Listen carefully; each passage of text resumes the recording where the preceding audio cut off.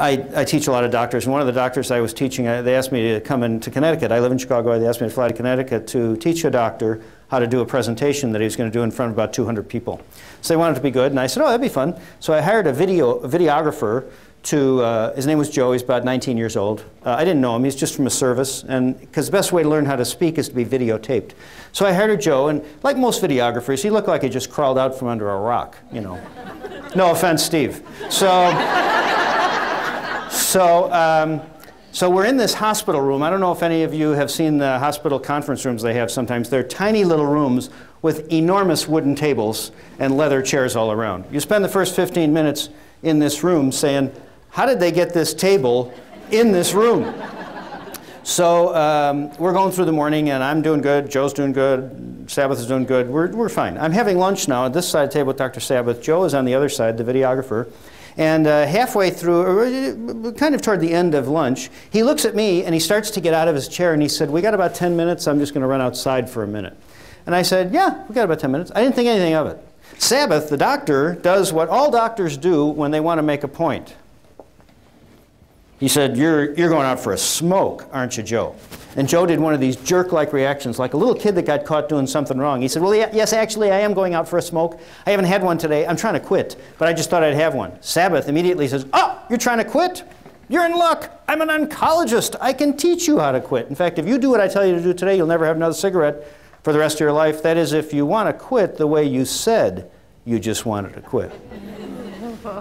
This kid sits back down in his chair, and I thought to myself, the hook is set. Then Sabbath launches into a very detailed, very scientific description of what nicotine does to every cell in your body. It was pretty interesting. Now, I've successfully avoided every biology class they've ever tried to enroll me in. I think Joe graduated from high school, but I'm not sure.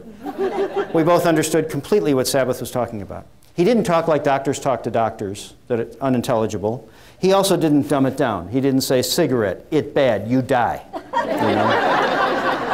Instead, he targeted his audience.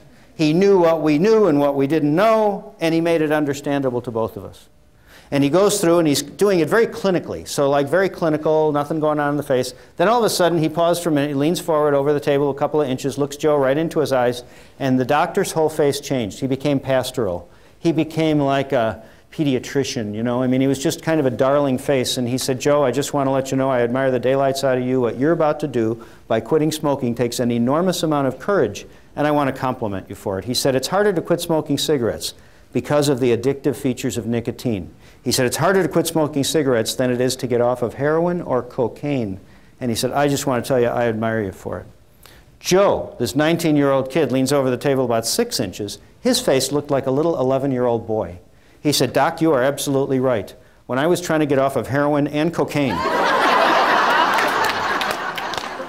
I thought, good Lord, what just happened here, you know? I think 3 things happened here. The first thing that happened was Sabbath grabbed an opportunity that was a one-shot opportunity. If he had smelled smoke on Joe's breath in the morning and said, hey, you a smoker? You're going to die, you know? Well, if any of you have ever smoked, I've smoked. You know what they call these people? They're called evil, see? So, but when the kid said, I'm trying to quit, man, he grabbed it. Watch for opportunities. And don't only watch for verbal opportunities, watch what happens in their eyes.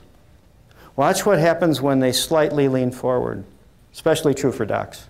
Watch what happens when they mention their child's name. And if they're an Indian doctor or a Pakistani doctor, or they're from another country, just ask this question. Tell me what that name means. And then they tell you, it means beautiful princess. Ah, and then you'll see the smile. See? So when that happens, you've got some important information. See?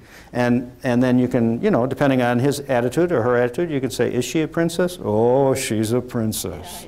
See? That's called connection with opportunity.